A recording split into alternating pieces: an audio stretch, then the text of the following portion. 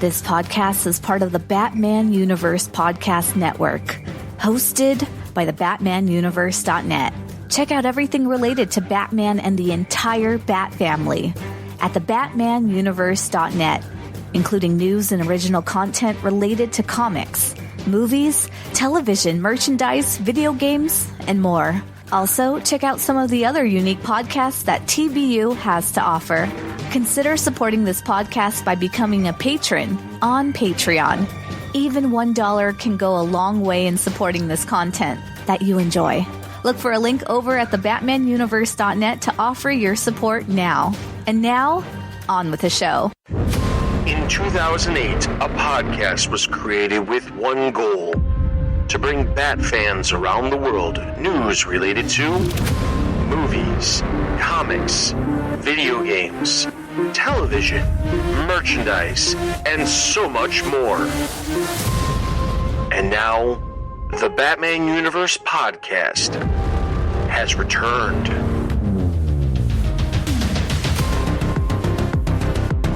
Hello everyone and welcome to the latest episode of the TV Podcast. I'm Dustin. Joining me today is Otto, and we are discussing a topic that I know a lot of people are going to, how do I put this as kindly as I can? This is probably going to be our most negative episode we've ever done.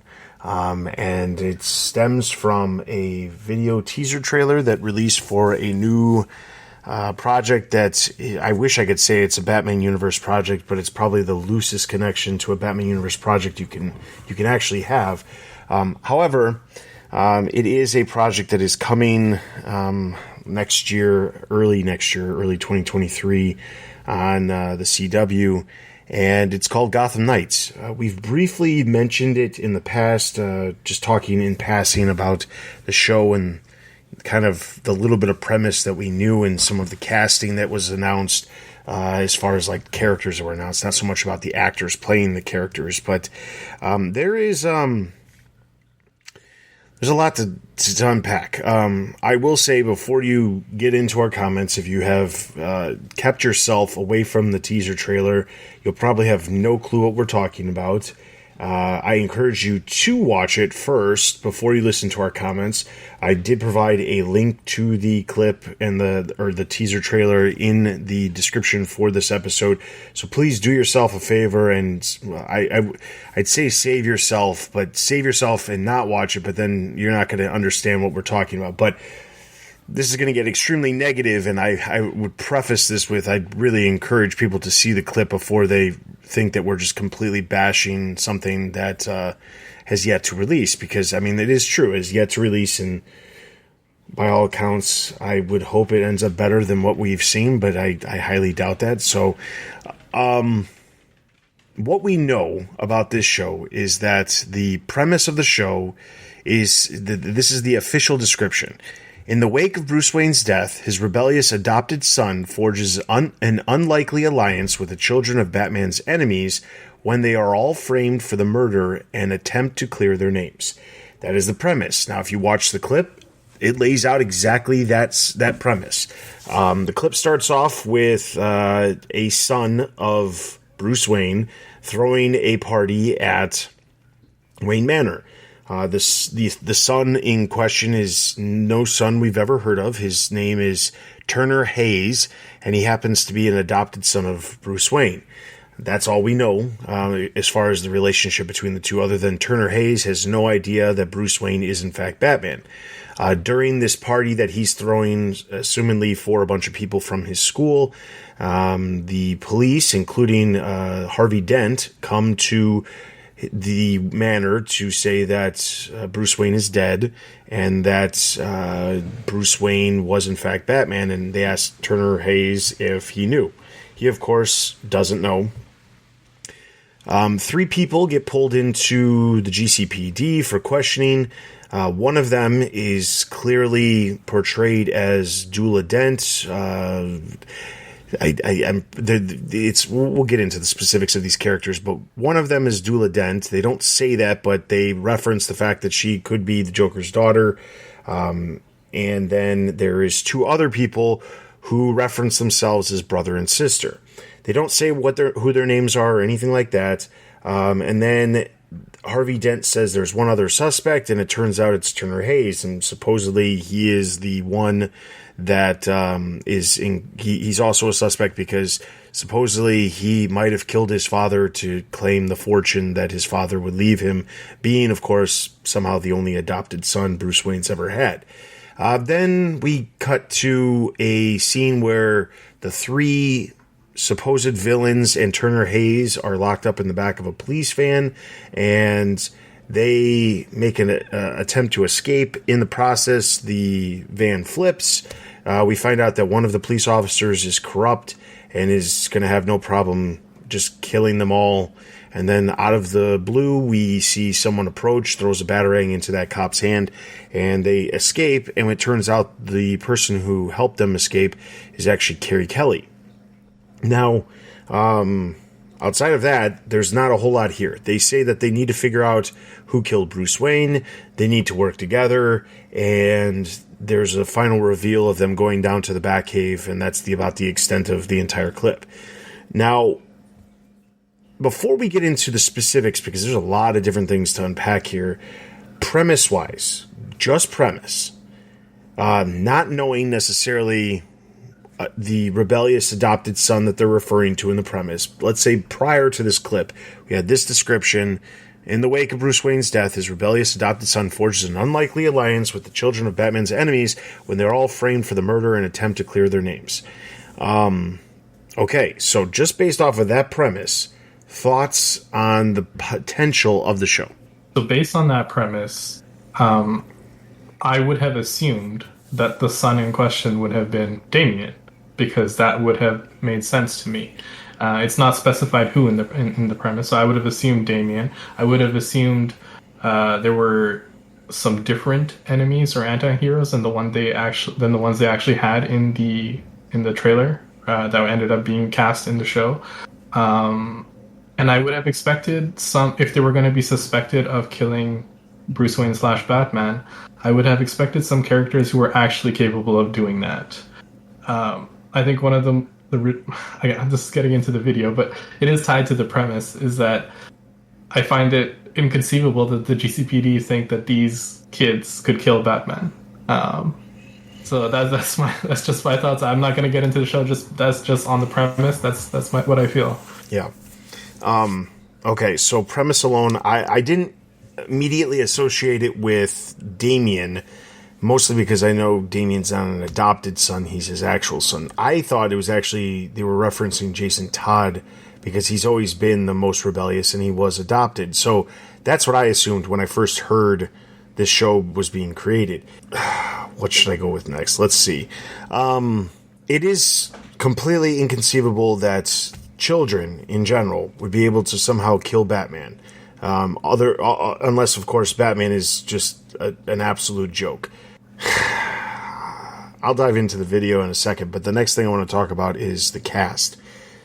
So the cast, I'm not focusing on necessarily the actors portraying the characters.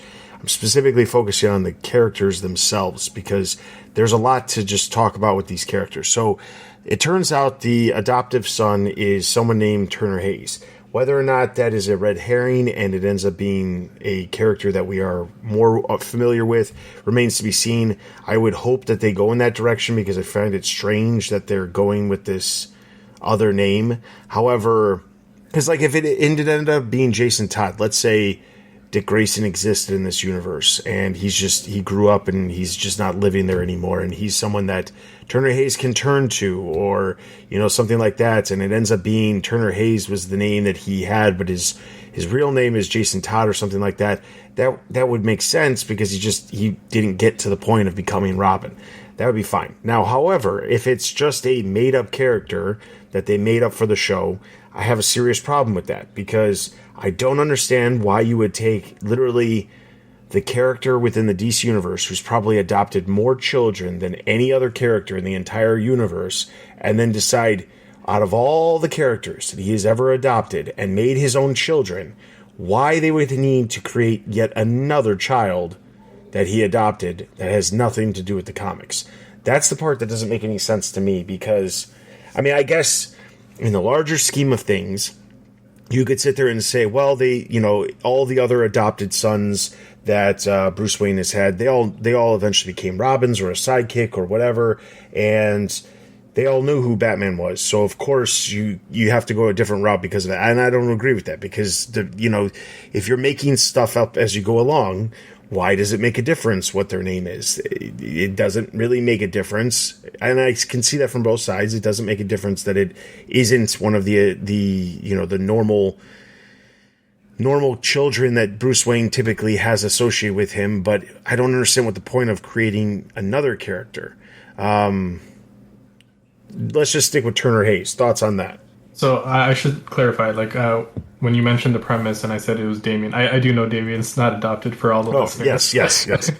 But I just heard son, so I thought I went straight to Damien. The character of Turner Hayes, I mean, I can only assume that the reason they created a new character is because they want to do something different. But I think this is also a sign of a problem that has infected all the Bat Family TV shows that have been put out.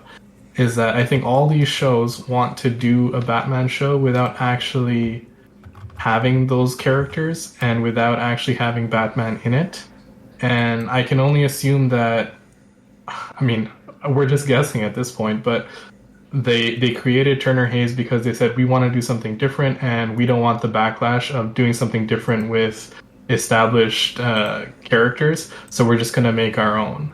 And I think that them not being aware that that's going to create backlash of itself, because of the fact that fans are simply tired of these types of shows where it's just, it's Batman adjacent sort of content. It's not really actually Batman or Bat Family TV show. And that's the thing. And if they were going the route where it's like we're creating an alternate universe and everything can be different, that's fine. However, there's a problem when you start reading some of the other characters that are also who will also appear in the show. So Dula is the character who they're referencing as the Joker's daughter in the trailer. Whether or not she actually is the Joker's daughter, or it's because they're naming her Dula, they're not saying Joker's daughter. And to be clear, there are two different versions of the character in the comics. There is Dula Dent, and then there is the Joker's daughter. There's two different characters. So they say Dula. She's the one who is the villain that they're interrogating. But there's two other people, and the two other people conveniently have names that are associated with actual characters that exist within the Batman universe. They're actually brother and sisters, and they are Harper Row and Cullen Row. They're not villains, and yes, in the comics, their dad is not exactly a upstanding citizen, but he's not exactly a villain that you would peg as a character that is one of Batman's great foes. So then you've got them. So then it's the four of them: Dula, the Rowe brother and sister, and then Turner Hayes, and then you get into Carrie Kelly, who also is an established character. Now, using Carrie Kelly, I don't necessarily have a problem with, except for there's a weird thing that some people who are familiar with Batman are going to have an issue with, which is Carrie Kelly is most often associated with Batman when Batman is in his twilight years, let's say, and he is older. But for some reason, the picture that they show, and when they show Batman, he does not appear to be an older man. So that's fine. Carrie Kelly can still be the Robin for this version of Batman. However, it presents, and again, what was the point of using a character that exists in the comics, but then you're going to set up the main character, Turner Hayes, as a character that doesn't? Rounding out the cast there's also a Stephanie Brown. I don't know if she even appeared in the trailer. I don't think she did, unless she was the blonde who happened to be making out at the very beginning. She was. And if that's the case, whatever. And then we have Harvey Dent. Now, those are the main characters that at least appear in the teaser and are announced as part of the cast so far up to this point. I don't have really You know, like, I don't mind Stephanie Brown being involved. I appreciate the fact that she's getting some sort of, like, version of the character appearing. However, whenever this stuff happens, I always feel weird about how they're going to actually portray these characters. Because it was the same thing with Batwoman. When you have something like a TV show adapt a character for the first time in, like, big media, and I'm not talking like there isn't other media. Obviously, some of these characters have appeared in animated shows and animated and movies, but like nothing like those animated films and animated shows are not as mainstream as a network television show. And it does sometimes the character a disservice to get introduced in a way that's not true to their actual character when you're portraying the character as something that they're not typically. So when you have the Rose siblings as like they're villains and that's why they're here, but they're not. That's not their characters at all. So why are we portraying them like that? You couldn't have come up with any other characters. So let's talk about the cast. I want to save Harvey Dent though till after we talk about the rest of the cast. I was going to say, when you're talking about characters being introduced in a way that's not consistent with how they're typically portrayed, I was going to say look no further than Cassandra Cain in the Birds of Prey film. As you know, I think the best example of that recently. With as far as the cast goes, I mean, as I said, I don't see these characters as being the ones who are primarily going to be responsible for killing Batman if that ever happens.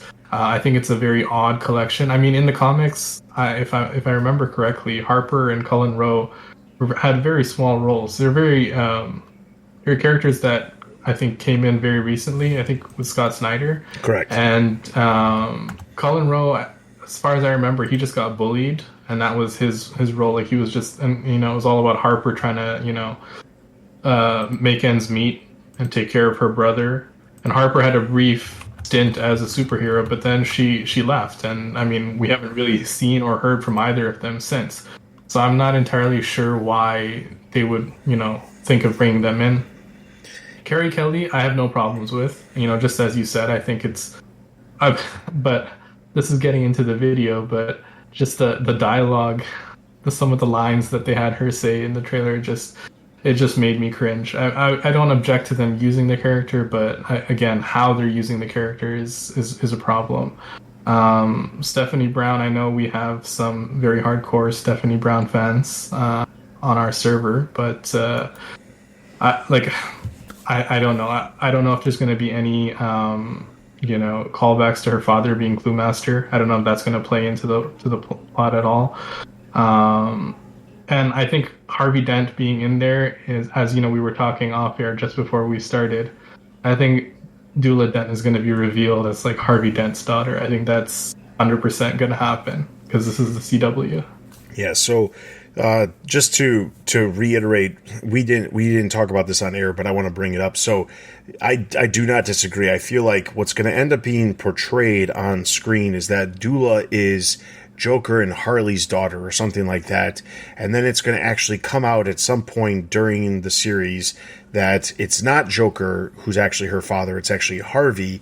And then that's why her name is Dula Dent or Dula instead of Joker's daughter or something like that, is specifically because she grows up thinking she's the daughter of the Joker, but turns out she'll have like an enlightenment moment where she finds out she's actually the daughter of Harvey Dent, who in this version of the character is an upstanding citizen who works with the GCPD. I want to talk about Harvey Dent though, because obviously Harvey Dent here is not Two-Face. He's a normal person who does not have any massive scars all over his face like Two-Face does. So you could go two ways with this.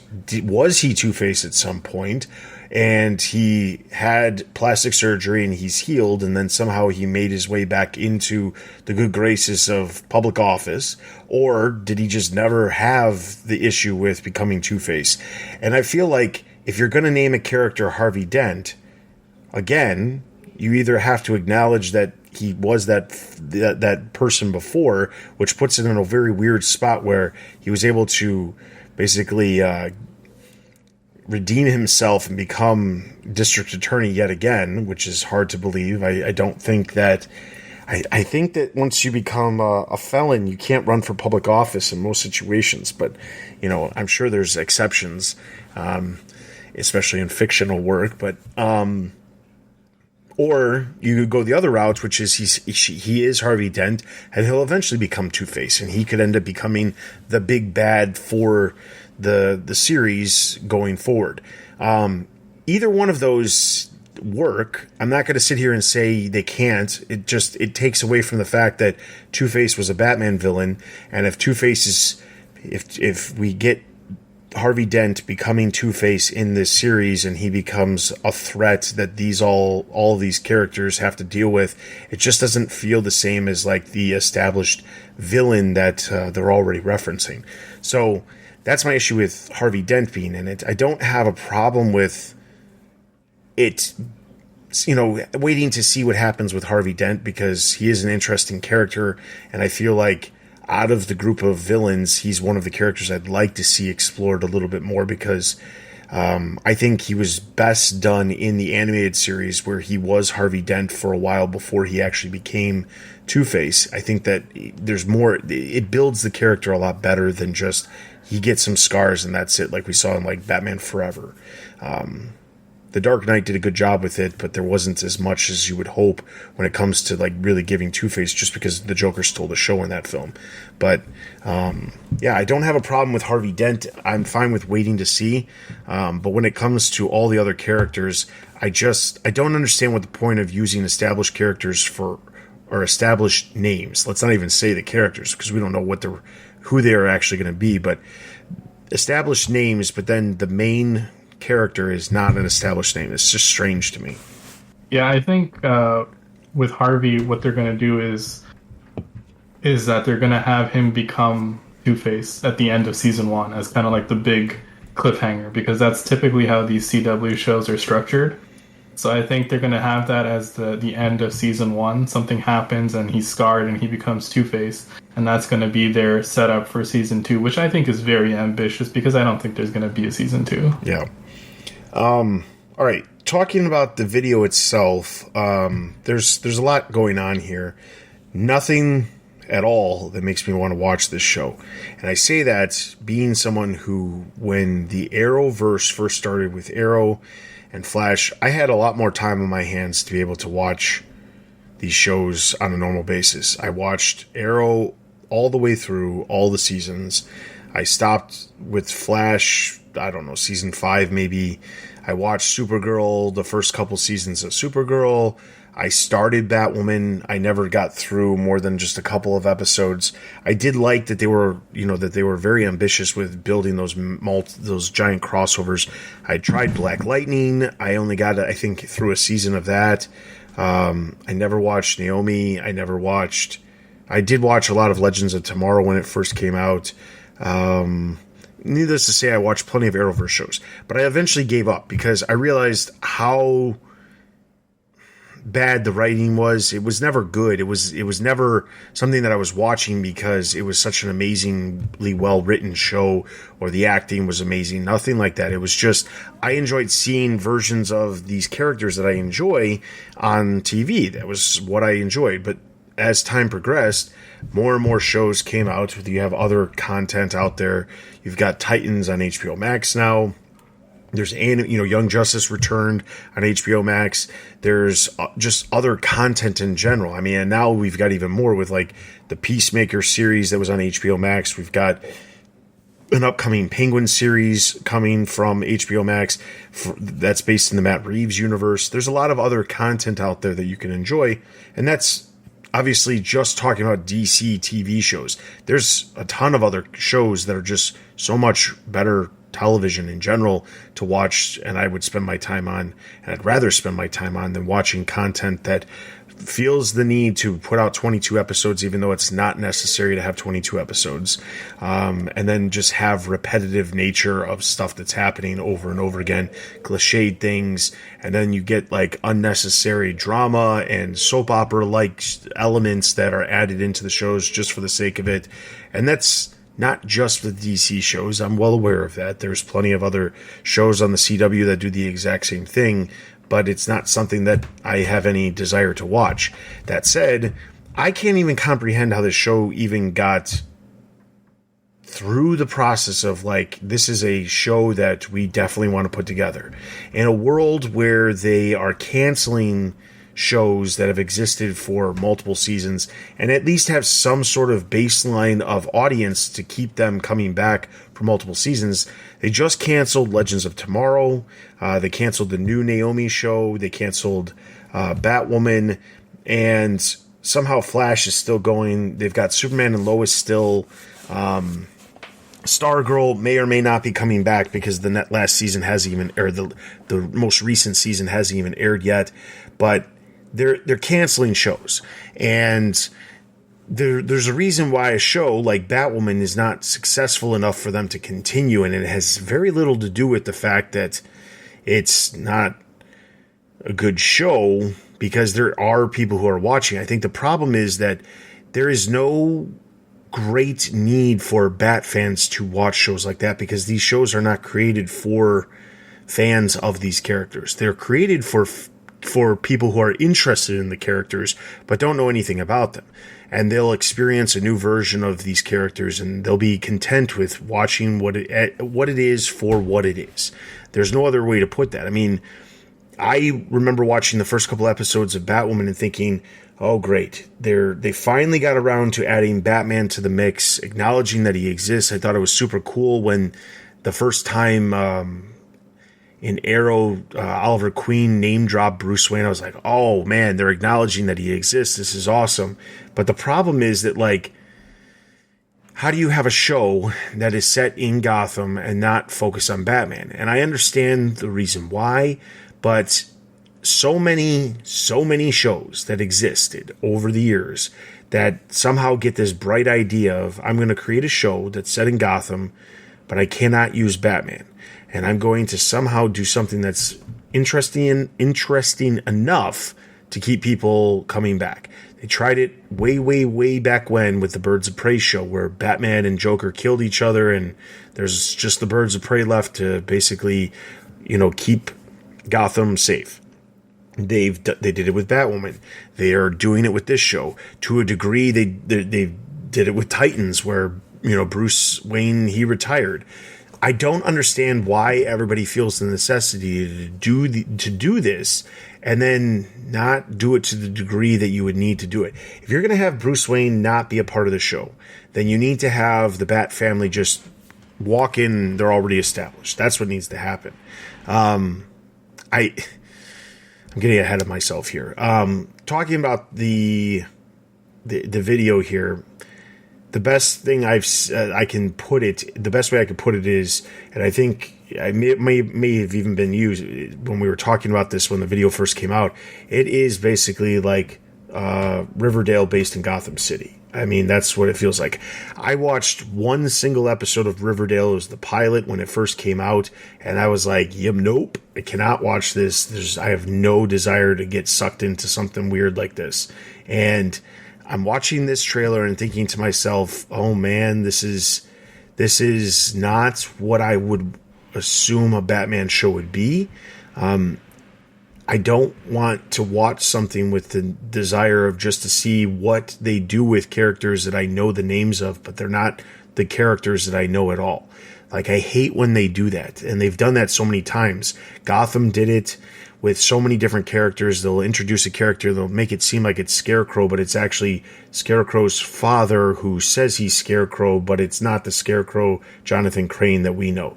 Or it's Joker, but it's not Joker, it's Jerome Vasca or whatever. Like, they've already done this so many times where there's so many shows, and I hate to say this, I don't really want any more Batman shows right now. Like, unless they're connected to the movies and they're high quality and well written, I don't want a Batman show right now. I just don't. Yeah, so I think similar to you, I was someone who watched like pretty much all the CW shows at the very beginning, right? And this started years ago, right? Like Arrow was like almost 10 years ago now, I think. And so I watched them from the beginning, and I sort of enjoyed the start of them for what they were. But similar to you, I sort of grew disenchanted with them, and I stopped watching them because honestly, the writing is not that good. I was more watching it because I am a DC fan, and I was just enjoying seeing the characters. But we're kind of in an age of like a golden era for television right now. There's so many good shows out there. There's so many different streaming services, and as time has passed, and now in 2022, there's so many different options for superhero stuff as well. And I'm not trying to pit Marvel and DC against each other, but we kind of have to compare it to what else is out there. If you are someone who's interested in the superhero genre and you're not you don't have like a particular preference, let's say, why would you watch a CW show when there's Marvel shows on like Disney that have much higher production value, that are better written? And I don't even think those are that good, to be honest. I think those are average as well, but they at least have, in most cases, I think, a maturity to them that the CW shows do not have. And I think I'm someone, at least I try to be someone who is fairly even keeled. Like whenever I see something like a trailer, I try and say, oh, well, let's give it a chance. Let's see what happens. When I saw this trailer for this show, my immediate reaction was, there is nothing here that's going to be good. And I feel like I rarely have that reaction right off the bat where I said, this is not going to work. And I think what you said about it being, I think it was BJ who said that on our Discord server, being Riverdale, but like with a Batman or family skin on top. I think that's very much the CW formula. Marvel has their formula, and it has proven to be extremely successful with their films. But this is the CW formula. And what you were talking about with them doing shows without that are sort of Batman adjacent, this has gone back all the way to Smallville. But at least in Smallville, he was Superman in everything but name. Like, he wasn't wearing the costume, but he was still Superman. If you get what I'm saying. Yeah. With these Batman shows and these Bat Family shows, they're not even those characters. Even if they don't have the code names or the outfit, they're still not doing what those characters would be doing.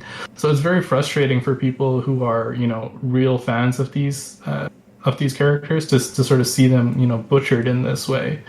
And I think DC has to be very careful because what you just said. Towards the end of your statement, like you don't want to see any more Batman shows anymore. I totally understand that, because if it's going to be like this, I don't want to see it either. Yeah. I'd rather not have it.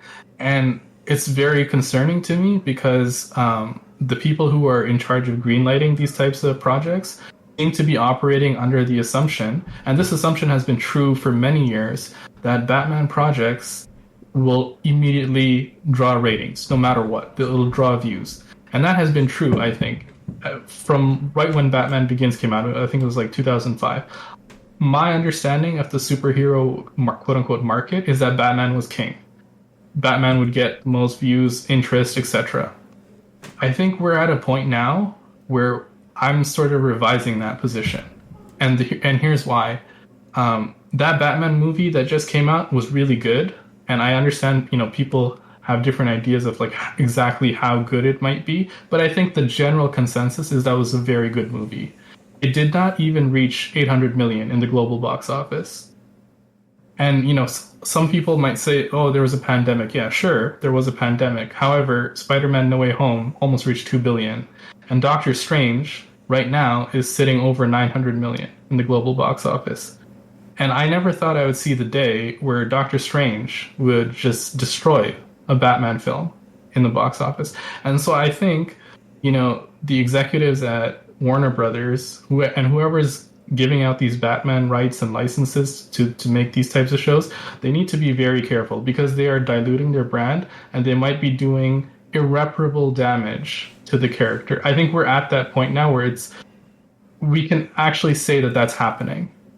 There's definitive proof where we can point to numbers and say, people aren't interested in this anymore. And it's because they've been burned too many times. They've seen too much bad content with these characters. And a lot of that bad content is because the people making it have avoided actually embracing what makes that character so great and just doing a Batman TV show. So I mean, I don't know at this point what they're doing at Warner Brothers. Yeah. What the entire time you were talking up until when you actually said it, I kept thinking this is the perfect way to describe this is dilution. They're just diluting the brand that is Batman. And it's interesting because this is such an opposite thing. So those listeners or fans of Batman or whoever who've been around for a long period of time may remember in the early 2000s there was this thing called the Bat embargo. It was something early on in the history of this podcast. We talked about it at length because it was something that came up because at the time, or not at the time the show existed, the TBU podcast started in 2008, and this was earlier in like 2004, 2005, 2003, around there.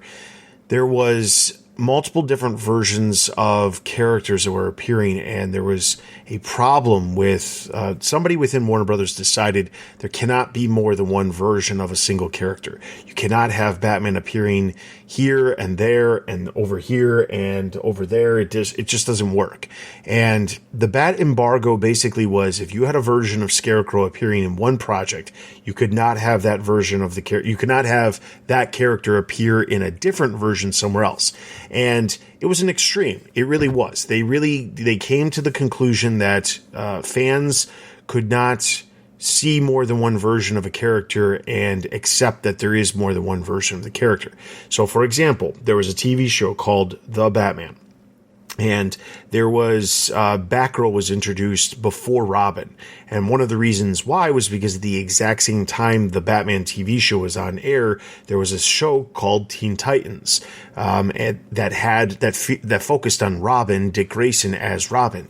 So they did not want to have two versions of Robin, Dick Grayson, appearing on two different shows with two different animation styles, and they didn't want to mix it up. And that even went as far as Scarecrow was a villain that they were using for Batman Begins. They could not use the Scarecrow for any of the animated projects at the time. It even went as far as when Justice League Unlimited was on air, and they did not use any of the Batman villains on there, even though that was an established universe as far as like the Bruce Timm animation style that existed all the way back from the Batman the Animated Series. They were not using any of the Batman characters in any roles in the show itself, not because there was a ton of other Justice League characters and villains that they could use, but because they didn't want to have more than one version of these characters appearing. There were two characters that had an exception. Batman himself, which appeared obviously in multiple different versions at the time, and the Joker. The Joker was the only other character that could appear in multiple different versions over the different types of medium. And that was just because those two characters are just too big to not acknowledge that there's more than one version. So when Teen Titans, Dick Grayson is always talking about Batman or references Batman and things like that, but you never actually see Batman in Teen Titans. Same thing goes with... And eventually, there was always like rules to the exception when it came to certain things. Obviously, Dick Grayson Robin ended up making his way over to the Batman TV show, but it wasn't when they were originally planning on it. They wanted him in much sooner, and that's why Batgirl premiered and was like the original sidekick for Batman rather than Dick Grayson. So you have that extreme where you can't use any other character because it's not possible to have more than one version. And then you have this extreme, which is literally we have so many different versions of Batman and Gotham and the Bat family that it almost gets slightly confusing to anyone who's watching these things, especially when most people are living in a universe that has all the Marvel existing under one solid roof. There's one Marvel universe. There's not multiple. The only time there's multiple is when you jump over to the Sony side of the water and they're doing stuff with Spider-Man, and yeah, there's multiple versions of Spider-Man, but that's the extent of it. There's not more than one Iron Man. There's not more than one of some of the other popular characters like Captain America or Thor. It's just the character that you see, and it's going to be the same character until either they kill him or he goes back in time and grows old or whatever. But the thing is, when it comes to the DC universe, I think someone had this bright idea after seeing the success of Arrow and Flash and seeing how much money those shows were bringing in, especially originally because of the Netflix deals where Netflix paid an exorbitant amount of money to have the streaming rights to these shows. Someone had this great idea of, let's try to see how much of this we can do because it is successful and it's making us money. And at the time, let's be honest, they weren't having great success with the movies when these shows were being created. So the shows start to take a dip in popularity. The movies may start picking up, but then they decide, you know what? It's entirely possible for there to be more than one version of Barry Allen's Flash. You could have the television version. You could have Ezra Miller's version in the films. You can do that. And it is possible, but the problem is that it does still dilute what you're trying to accomplish with whatever the character is. If a character like the Flash can maintain a TV show and you think that that character is better suited for television, then don't do a movie. Or do a movie that introduces him but then split it off and do a TV show about the Flash. Like, Marvel does a good job, and a lot of it is they've seen what works other places and they've learned what works. DC was the king when it came to having superheroes in films. They had the Superman franchise, they had the Batman franchise long before Marvel had any successful franchises. And honestly, Marvel's real first successful franchise was Blade, which coincidentally was put together by New Line, which was owned by Warner Brothers, which a lot of people don't know. But it was, then eventually they had X-Men and they had Spider-Man and they had further success. But the Marvel Universe, as we know it today, the MCU, exists in a way where it only exists because they learned from past mistakes of watching what was happening with some of the other characters. They realized they had to be very specific about what they were doing and how to connect things and things like that. And they learned. And now they're doing it with television. But they learned from the success and failures of the Netflix Marvel TV shows. They've watched what DC's done with TV shows, and they've learned and they've adapted to do what they're doing, and they're getting success from it. And the problem is that it feels like, and I say this, I'm a DC fan at heart, and I have no problem admitting I watch Marvel TV shows and even Star Wars stuff because Star Wars is, building a bigger universe with their TV shows as well. The DC stuff, I feel like the problem is it's the executives. If you look over the last 2 decades, the number of executives that have come and gone at DC and Marvel, not DC and Marvel, DC and Warner Brothers, there's been so many people who have come in, they try to do something, and either they end up leaving or they get fired or they resign or whatever, and nothing works out. I mean, DC Comics for a while had the same people in charge, and even the comics, had their own fair share of issues. But when you get to the entertainment side of things, there hasn't been someone consistently trying to figure out a way to make everything work for the entire brand, not just the movies, not just the television shows, but the entire brand of content that they have. Yeah, and this is a lesson that it's funny because Marvel is under Disney and so is Star Wars, which you also mentioned. This is a lesson Star Wars also had to learn very recently after sort of the mixed reception of the sequel trilogy. I think now with the TV shows, they sort of started to give the reins to Jon Favreau and Dave Filoni to sort of build out that side of things, and those are two guys who, from what they've put out, I can tell are real fans of the universe and have an understanding of how it should work. And more importantly, they have a very cohesive vision of what should take place. I think, with the DC stuff, I think, so the superhero genre has evolved, right? I think maybe back in the day when that embargo was put in place, I think general audiences at the time might not have been able to sort of figure out, okay, so Batman's here, but he's also in this thing, a different version. They might not have been able to figure that out. I think they went to an extreme with having live action and animated stuff not crossover. That's an extreme, but I understand not wanting to have movies and TV side crossover back in the day.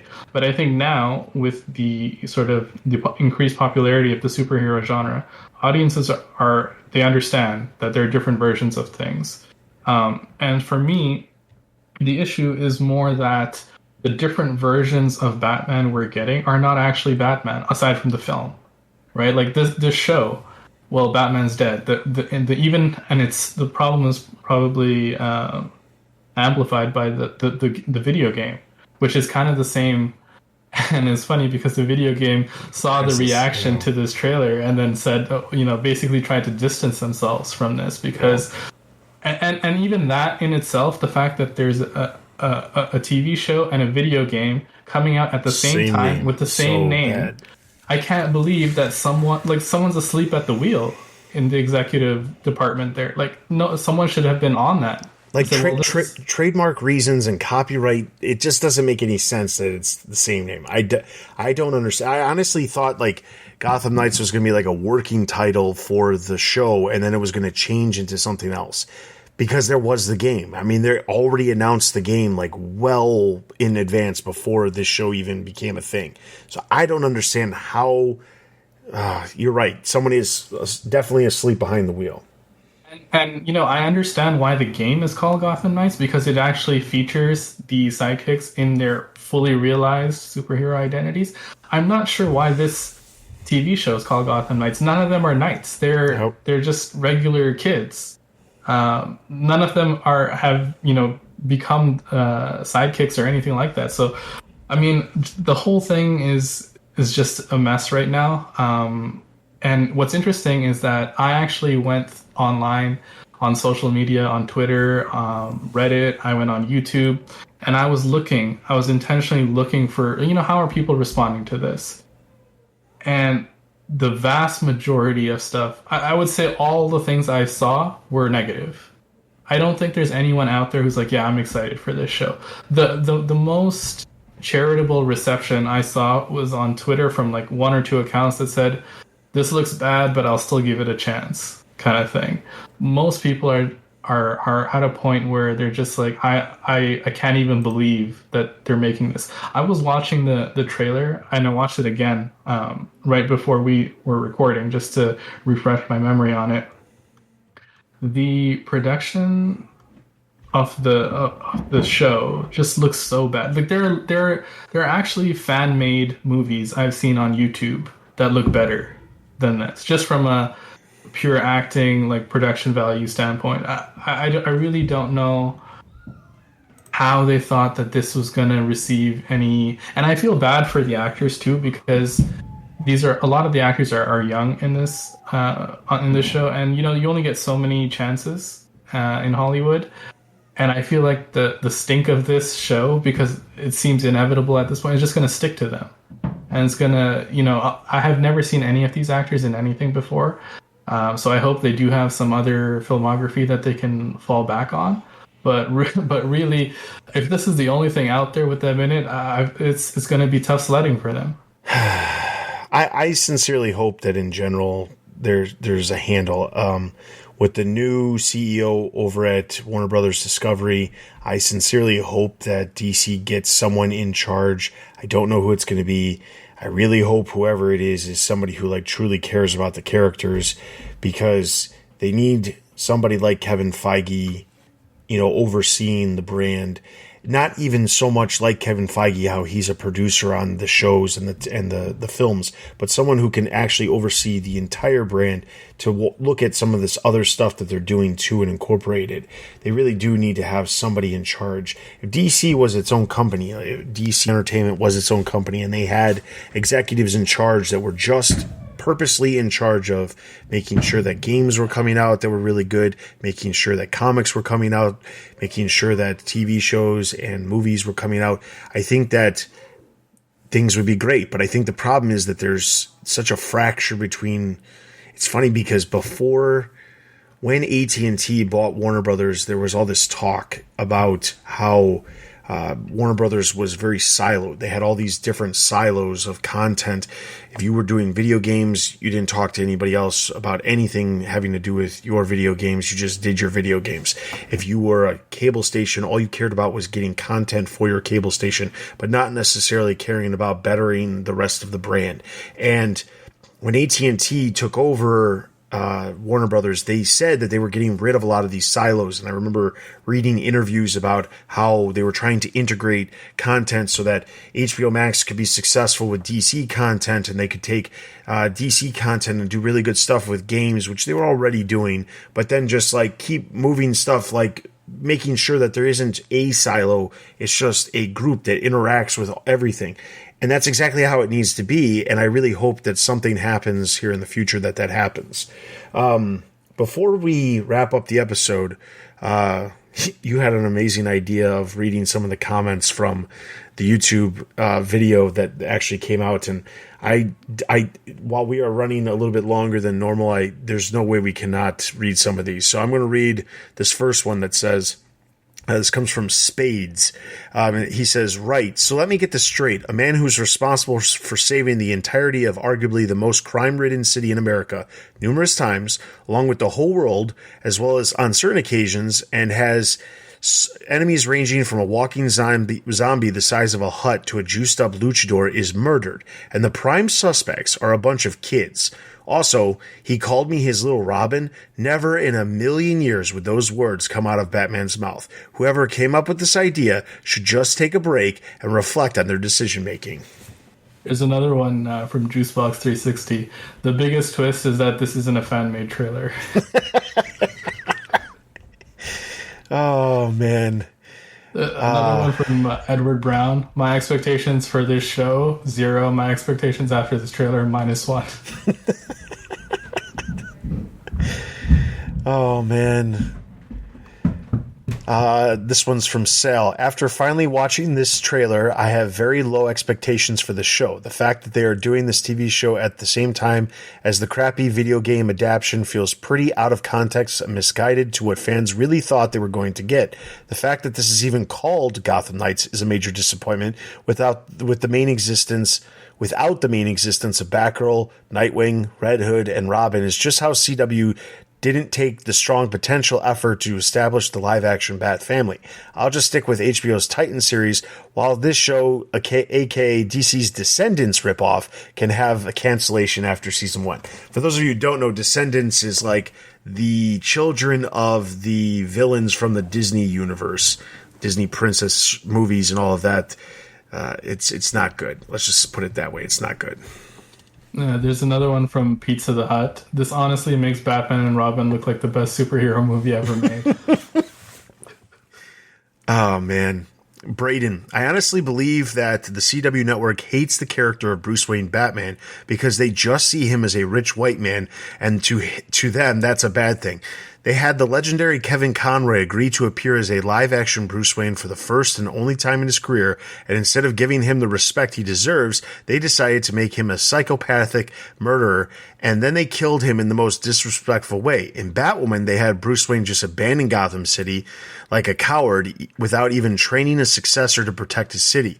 Now the CW thinks it's a great idea to have a pre-Two-Face Harvey Dent have Bruce Wayne shot on the street wearing jeans, a leather jacket, and a cheap, poorly made discount Robert Pattinson Batman mask, which is hands down the most disrespectful interpretation of such a legendary character. The writing team behind this train wreck and the executives that approved it should be ashamed of themselves and should be blacklisted from the industry.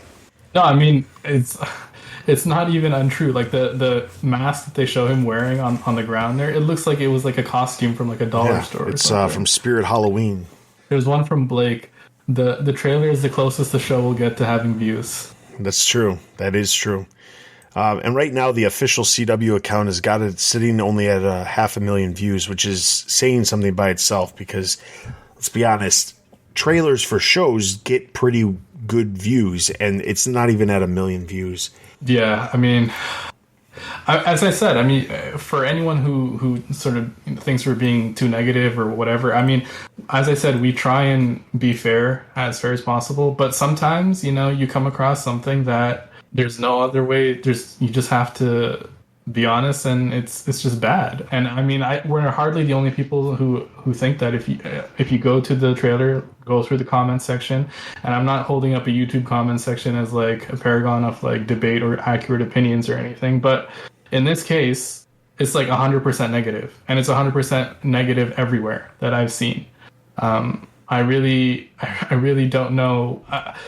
To me, like I just don't know why they wouldn't cancel this. I feel like they'd save more money and do less damage to the brand if they just canceled it now based on. And did they cancel that? Was there a show, something about like a web series or something with the Bat Family? Am I recalling that correctly? No. I know what you're talking about, but I don't think that was actually approved. I think what you were referencing is the fan-made, slightly official adaptation of the webtoon series that they made. And the trailer that released, well, one, it looked pretty good for it being like on a lower budget. It looked really good, but it ended up getting pulled, and they had some issues with licensing because it wasn't approved at all, but it was portraying it as if it was. So, but yeah, that looked really good, and they ended up pulling that, and you never saw the light of day. Yeah, so I mean, like there are good ideas out there. There are good ways to make this kind of show out there, but this isn't it. I mean, I don't know what they're doing. Yeah, and as I said, I really fear they're doing irreparable damage to these characters. Agreed. So I know the title of this episode is "Will Gotham Knights Fail?" and I think I'm pretty sure it's easy to figure out how we feel on this. It's yes, it's going to fail. If it gets a season 2, it's an absolute miracle. The only reason I could see it getting a season 2 is because so many people just tune in just to see, just out of curiosity's sake. I mean, when Batwoman came out, I really wasn't interested in what they were doing just based off the premise alone because, of course, there's no more Batman. Batman's not there. He abandoned Gotham City. And, you know, Batwoman just steps up. But that's not what happens. That's Batwoman becomes, or Kate Kane becomes Batwoman because she's inspired, not because she feels like she's forced to, because she happens to be the cousin of Bruce Wayne. So I wasn't thrilled on that regard either, but I still tuned in for the first couple episodes just out of curiosity's sake. This one, I can't say I'm going to be doing the same. So will it fail? Probably. All right, so with that being said, we're going to wrap up this episode. Again, apologies for those of you who think that we might be being too negative. I think this deserves it, and I think a lot of people, at least looking through the comment section for this trailer by itself, would agree with us. If you guys actually have seen the trailer and you don't agree with us, I'd love to hear why you don't agree with us, or what you're looking forward to, what you're excited about. I know it is exciting to see some of these characters who have yet to appear in live action appear, and I'm not going to disagree with that. That is one of the things that is slightly intriguing to me, is the fact that you're going to see Stephanie Brown and Harper Row and Cullen Rowe and Carrie Kelly, and that could be interesting, but it's more about what they're doing with these characters that really is going to end up making a difference. But if you have a differing opinion, we'd love to hear it. We'd love to bring this back up. Eventually, when the episodes do release, I can tell you we will not be watching them and, you know, doing week by week reviews, but we can certainly watch the pilot, give it a shot, and then review it at the time and talk more about it. But for now, I don't know that we're going to be talking a lot more about this for quite some time. The series is scheduled to premiere in 2023, so we do have some time between now and then. All right, with all of that being said, if you are interested in any other news related to movies, TV, merchandise, video games, comics, or anything else related to the Bat fandom, as well as original content and other podcasts, be sure to check out our website, thebatmanuniverse.net. That is where you can find all kinds of content related to the Batman universe and the Bat family and the Rogues Gallery.